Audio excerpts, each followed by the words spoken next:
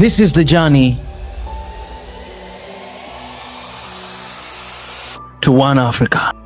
Particularly in Africa, the reason why older people in political power continue to behave the way they do is because power in Africa gives you access to everything. It gives you access to wealth, which you don't have to work for. It gives you access to power, which makes you a demigod. It makes you think that you are larger than life, almost as large as death. It makes you do everything and anything you want, and you begin to forget your past. You begin to forget that you are once young. You begin to forget that you need energy in order to serve. You begin to forget that you are in a position of trust. You begin to forget that you are a servant, and you begin to think that you are indeed the owner of the countries that you are supposed to serve. And you then begin to look at those who are calling for change as your enemies. And because those who are calling for change happen to be young, you then think that the young people are your enemies. And you then begin to think that they are ignorant. You then begin to think that they do not know what they want, and that you are the person who has the monopoly of knowledge and wisdom, and that you can give portions of it as you deem fit. You live in a world of your own, a world of make-believe, a world where you are all-knowing and everybody is a fool. You live in a fool's paradise. That is what happens to those old people, particularly when they have power and money, and they forget themselves. They suffer from what I call selective amnesia.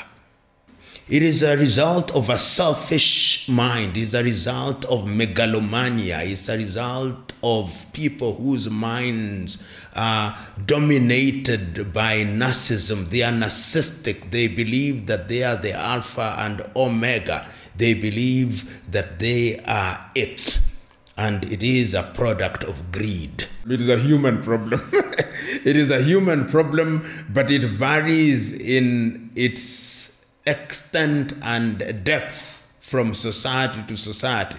If you look at every society and you look at their history, you'll always find that there were people who believed, is it King Louis the 13th in France, or Louis the 15th, when he was asked, what is the state? He said, l'état c'est moi, I am the state. And you will look at throughout history, throughout the world, whether it's in Europe or Asia or anywhere in the world, leaders who believed that they were demigods, and that is why wars have been fought.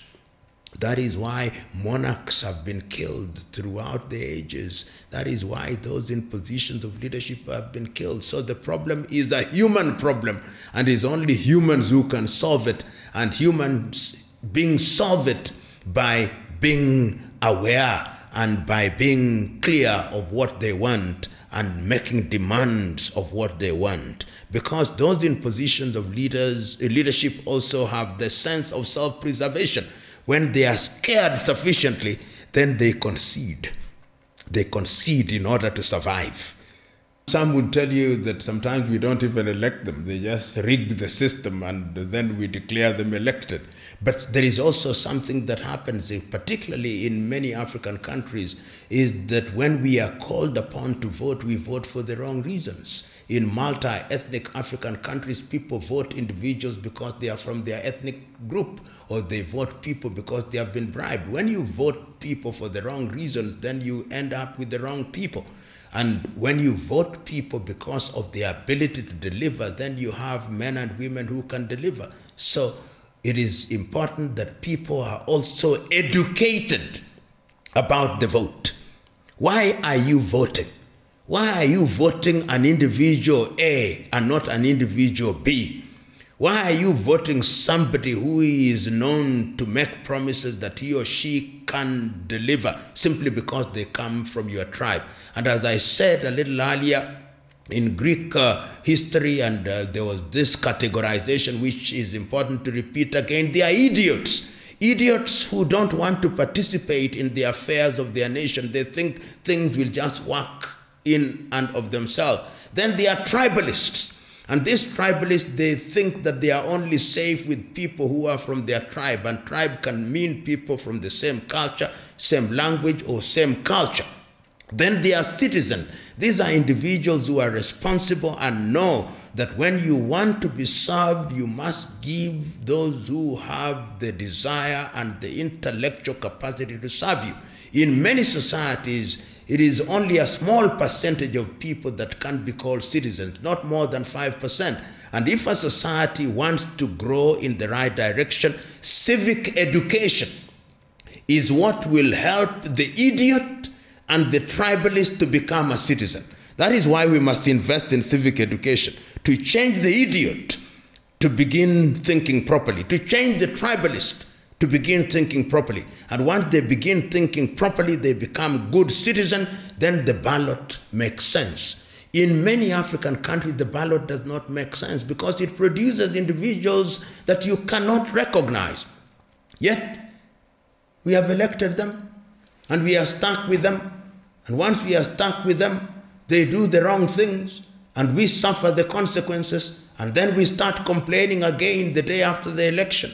And then when an election comes again, then we elect them because we are idiots and tribalists. Then another election comes, and then we elect them, and we complain again. Then in many African countries now we begin to pray and fast, waiting for God to come and salvage ourselves from ourselves.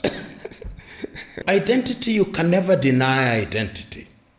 You can never deny that people want to identify, particularly when people have been downtrodden for a long time, they have been denied opportunity for a long time, then they believe that one of their own will give the thing that the other one could not. And that is something that is very difficult to fight, that birds of the same feather will flock together. But there comes a time that you begin to realize that the mere fact that somebody is of your same ethnic group or from the same language is not necessarily the answer.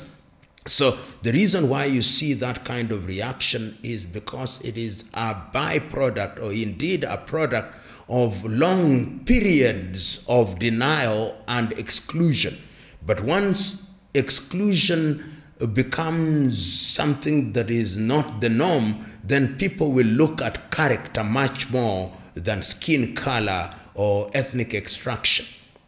But for the moment in the United States that you've talked about, the thing that are playing out is there's never been an American woman who has been a president, so people are saying, we simply want to create history. There are some who are saying, yes, a black woman, or some are saying, but she's Asian, some are saying, but she's Jamaican. So those are things that are going to play out. And they play out not only in the United States of America, we saw it playing out even in the United Kingdom when their Prime Minister, Rishi Sunak, became the Prime Minister and is of Indian extraction. And we have seen that even in different parts of Africa. I remember at one time in Zambia when the vice president was white, people said the same thing. So it is not something that is unique to any society. It happens in places where there are minorities and in places where people feel excluded. He or she is a leader, he or she who knows that leadership is about service, and that service requires humility, and that service requires sacrifice, and that service requires dedication, and it is only for a time, and that you must know when to leave the stage. That is the kind of leader or the kind of leaders that we need. Those who think that leadership is about manipulating processes and manipulating people and occupying positions for personal benefit, those are not leaders, those are misleaders. Those who think that they are demigods to tell people what to do and to guide people what to do and to treat people as if they are objects who don't think. Those are misleaders who do not deserve any respect and do not deserve to be given the opportunity to serve. Unfortunately, we have no shortage of them in this part of the world, to me in Africa.